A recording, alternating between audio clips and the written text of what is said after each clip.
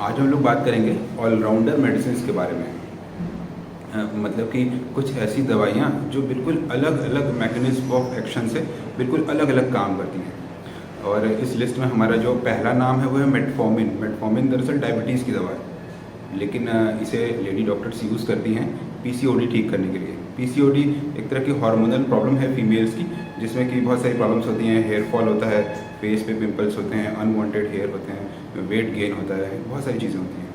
और जब पीसीओडी के किसी पेशेंट को मेटफॉर्मिन लिखी जाती है तो वो जब पता करते हैं तो उन्हें पता चलता है कि उन्हें शुगर की दवा दी गई है। तो उन्हें थोड़ा सा कन्फ्यूज़न होता है कहीं डॉक्टर ने गलत दवा तो नहीं दे दी। हमारी लिस्ट में दूसरा नाम है ऑर्लिस्टेट का। ऑर्लिस्टेट फैट मेटाबॉलिज्म पे काम करती है, लेकिन ये बिल्कुल अलग तरीके से पीसीओडी को ठीक करती है। और ऐसा कहते हैं कि पीसीओडी के मामले में मेटफॉर्मिन से भी ज़्यादा अच्छी, यानी कि फीमेल हार्मोन्स के को कहीं से ये रेगुलेट कर रही है। और क्योंकि ये पीसीओडी में मेल हार्मोन एंड्रोजन का लेवल बढ़ता है और इसलिए हेयर फॉल होता है, और यही वजह होती है मेल्स में भी हेयर फॉल की। तो कहीं ये दवा हेयर फॉल को भी ठीक करती है। इसके अलावा ये भी देखा गया कि जिन लोगों का वेट थोड़ा बढ़ता है उनका पिगमेंटेशन बढ़ जाता है फेस पे, चाहे झाइयाँ हो जिसे हम मेलास्मा कहते हैं, या गले में पिगमेंटेशन हो, एक्एंथोसिस नाइग्रिकेंस कहते हैं, या फिर अंडर आर्म्स डार्क हो जाते हैं, और ये होता है वेट गेन से। तो फैट मेटाबॉलिज्म कहीं स्किन को डार्क करता है। ये बात बहुत दिनों से साइंटिस्ट को लग रही थी, तो उन्होंने रिसर्चेस किए, और उसमें से एक रिसर्च का लिंक मैं डालूंगा डिस्क्रिप्शन में, वो पढ़िएगा कि किस तरह से ऑर्लिस्टेट, जो कि फैट मेटाबॉलिज्म की दवा है, वो पिगमेंटेशन को कम करती है और स्किन कलर को लाइट करती है, और वो हेयर फॉल को रोकती है। तो पेशेंट्स को ये लगता है कि मुझे फेस की जगह पे कुछ गलत दवा तो नहीं दी है। ऐसे ही तीसरी हमारी लिस्ट में दवा है, उसका नाम है क्लोरोक्विन और हाइड्रोक्सीक्लोरोक्विन। ये दोनों रिलेटेड मॉलिक्यूल्स हैं और ये बिल्कुल वाइड रेंज में काम करते हैं। जैसे नंबर 1 ये मलेरिया की दवा है, ठीक है। नंबर 2 ये इन्फ्लेमेशन कम करता है, तो ये आर्थराइटिस यानी गठिया की भी दवा है। तो गठिया के किसी पेशेंट को अगर क्लोरोक्विन लिखा है डॉक्टर ने, किसी हड्डी के डॉक्टर ने, और वो जब जाता है मेडिकल स्टोर में दवा लेने, तो मेडिकल स्टोर वाला कहता है तुम्हें तो मलेरिया की दवा दी गई है, डॉक्टर ठीक नहीं है, डॉक्टर बदल दो। और ऐसे ही तीसरा जो क्लोरोक्विन का यूज़ है वो है ये इंटरनल सनस्क्रीन का काम करता है। यानी कि पीएलई या फोटो सेंसिटिविटी नाम की एक धूप से होने वाली एलर्जी होती है, बाँह पे दाने होते हैं, गले में दाने और खुजली होती है, तो इस एलर्जी को क्लोरोक्विन ठीक करता है। और जब हम क्लोरोक्विन या हाइड्रोक्सीक्लोरोक्विन लिखते हैं तो पेशेंट जब मेडिकल स्टोर में जाता है, तो मेडिकल स्टोर में लोग अपने आप को सोचते हैं कि शायद डॉक्टर गलत होगा, क्योंकि हमें तो सब ज्ञान है, तो वो कहते हैं कि तुम्हें मलेरिया की दवा दे दी है डॉक्टर ने, जबकि तुम्हें तो एलर्जी है। और इसमें एक और दवा है इस लिस्ट में, उसका नाम है एस्पिरिन। और इसकी खासियत क्या है कि अलग अलग डोज में अलग अलग काम करती है, यानी इसके डोजेज़ अलग हैं काम करने के लिए। जैसे कि इसको बहुत कम डोज में दिया जाए 75 mg, तो ये खून को पतला करती है, तो हार्ट के पेशेंट्स इसको लेते हैं ताकि इधर उधर खून जम न जाए। और अगर इसको थोड़ा ज़्यादा डोज में दिया जाए तो ये फिर पैरास्टामोल की तरह फीवर की दवा बन जाती है, बुखार की दवा। तो अगर आपको मामूली बुखार सर्दी जुकाम वाला है और आपको डॉक्टर ने एस्पिरिन लिख दी है बुखार वाली डोज में, और अगर आप दवा लेने जाएंगे तो हो सकता है कि दवा वाले आपको बताएं कि आपको तो खून पतला करने की दवा दे दी गई है। एस्पिरिन का जब और ज़्यादा डोज बढ़ाते हैं तो ये आर्थराइटिस की दवा बन जाती है, क्योंकि ये एंटी इन्फ्लेमेटरी वर्क जाता है। तो एंटी प्लेटलेट से लेकर के एंटी पायरेटिक से लेकर के एंटी इन्फ्लेमेटरी तक 3 अलग अलग रेंज में इसके काम होते हैं। तो इस तरह से बहुत सारी दवाइयाँ होती हैं। हम लोग के स्किन में बहुत सारे क्रीम्स होते हैं जो ऐसे ऑलराउंडर क्रीम्स होते हैं, जो बहुत सारी चीज़ों में काम करते हैं। कोई एक ही क्रीम सफ़ेद दाग में भी लगाया जाता है और डार्क में भी। ऐसा कैसे? उसका अगर काम करने का तरीका ये होगा कि वो सफ़ेद को काला करता है, तो काले को कैसे नॉर्मल करेगा? लेकिन इसे स्टैटिस्टिक्स की भाषा में बोलते हैं रिग्रेशन टू मीन, यानी कि अगर आप जो नॉर्मल एवरेज आपका है, मीन कलर है, वहाँ से अगर आप ज़्यादा लाइट की तरफ जाएंगे तो उसे वापस ले आएगा, और ज़्यादा डार्क की तरफ जाएंगे तो उसे भी वापस ले आएगा। तो दोनों तरह के निशान में हम बोलते हैं कि यही क्रीम लगाइए। तो लोग कन्फ्यूज़ हो जाते हैं कि एक ही क्रीम कैसे दोनों को ठीक करेगा। फिर कुछ फेस के क्रीम होते हैं जो फेस के प्रॉब्लम्स को ठीक करते हैं। वो पैर में होने वाली कुछ बीमारियाँ हैं जैसे कि पिगमेंटेड डर्मेटोसिस, उसमें भी काम करते हैं।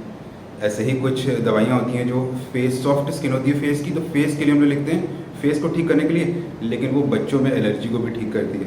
तो बहुत सारी क्रीम्स ऐसे होते हैं जो ऑलराउंडर होते हैं, बहुत सारी ऐसी टैबलेट्स होती हैं जो ऑलराउंडर होती हैं और बहुत वाइड रेंज में काम करती हैं। ऐसे ही एक और दवा है जिसका नाम है मेथोट्रेक्सेट, और ये एंटी कैंसर ड्रग है, लेकिन हम इसे कुछ स्किन की बीमारियों को ठीक करने के लिए काम करते हैं। वहीं हड्डी के डॉक्टर आपके घुटने के दर्द और बदन के दर्द को ठीक करने के लिए इसे यूज़ करते हैं।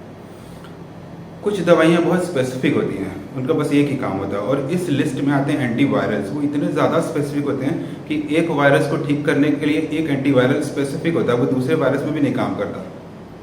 और यही वजह है कि वायरल इन्फेक्शन को एंटीवायरल दवाइयों से ठीक करना बहुत मुश्किल होता है। जैसे कि अभी कोविड फैला हुआ है, तो इसमें हम एक दूसरी फ्लू की दवा यूज़ करने की कोशिश करते हैं कि जो हमारे पास पहले से है बर्ड फ्लू वाली, वो यूज़ कर लें। तो कुछ डॉक्टर्स कहते हैं हाँ काम कर रही है, कुछ कहते हैं नहीं कर रही है। लेकिन सच्चाई ये है कि एंटीवायरल बहुत स्पेसिफिक होते हैं, वो एक ही वायरस पे काम करते हैं।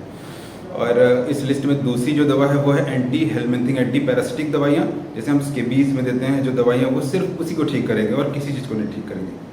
दूसरी तरफ जो एंटीबायोटिक होते हैं उनकी एक रेंज होती है, वो कुछ प्रकार के बैक्टीरिया को ख़त्म करते हैं। जैसे कि बैक्टीरिया को 2 टाइप्स में डिवाइड किया है, ग्राम पॉजिटिव, ग्राम नेगेटिव। तो एक प्रकार के एंटीबायोटिक वो ग्राम पॉजिटिव को सबको ठीक करेंगे, कई प्रकार के बैक्टीरिया को मारेंगे, दूसरे प्रकार के बैक्टीरिया को नहीं मारेंगे। तो दूसरे प्रकार के एंटीबायोटिक जो उनको मारेंगे वो इनको नहीं मारेंगे। और जो तीसरे प्रकार के एंटीबायोटिक्स होते हैं हम ब्रॉड स्पेक्ट्रम, यानी कि उनकी रेंज इतनी बड़ी होती है कि ज़्यादातर बैक्टीरिया उससे मर जाते हैं। तो अगर स्किन में इन्फेक्शन हो तो एक तरीका तो ये है कि हम टेस्ट करेंगे कौन सा बैक्टीरिया और स्पेसिफिक एंटीबायोटिक दें। दूसरा तरीका ये है कि हम ब्रॉड स्पेक्ट्रम एंटीबायोटिक दें ताकि जो भी बैक्टीरिया हो सबके सब मर जाएँ। दोनों तरीके से ट्रीटमेंट होता है, डिपेंड करता है कंडीशन पे। जो एंटी फंगल्स होते हैं वो भी थोड़े से ब्रॉड स्पेक्ट्रम होते हैं और थोड़े नैरो स्पेक्ट्रम होते हैं। जैसे आपने सुना होगा कि ब्लैक फंगस फैला हुआ है, लेकिन ब्लैक फंगस जो अभी नॉर्मल एंटी फंगल हम लोग यूज़ करते हैं स्किन के लिए, इट्राकोनाजोल या फ्लुकोनाजोल, उससे नहीं मरता। उसे चाहिए एम्फोटेरिसिन बी, जो एक अलग टाइप का एंटी फंगल है जो ब्लड में डाला जाता है। तो हम आज बात कर रहे थे कि किस तरह से कोई दवाइयाँ ऑलराउंडर होती हैं, बहुत सारी चीज़ों को ठीक करती हैं और बड़े वाइड रेंज में ठीक करती हैं। तो अक्सर पेशेंट्स को कन्फ्यूज़न हो जाता है कि उन्हें सही दवा दी गई है कि नहीं। दूसरी तरफ कुछ दवाइयाँ एकदम स्पेसिफिक होती हैं, वो एक ही चीज़ करती हैं, एक ही बीमारी को ठीक करेंगी, उससे मिलती जुलती, जरा सा मिलती जुलती दूसरी बीमारी को भी नहीं ठीक करेंगी।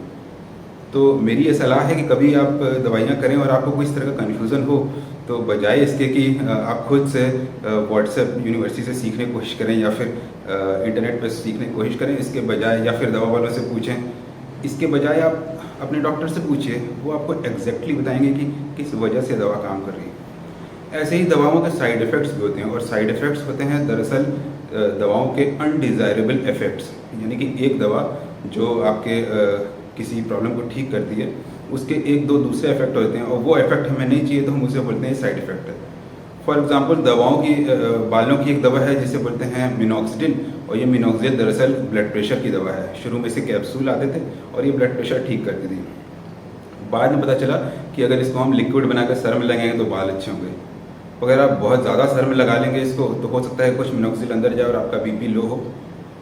तो ये बीपी लो करना उसका इफेक्ट था अगर हम ब्लड प्रेशर के लिए देते हैं, लेकिन अगर हम बालों के लिए देते हैं तो वही उसका साइड इफेक्ट बन जाता है।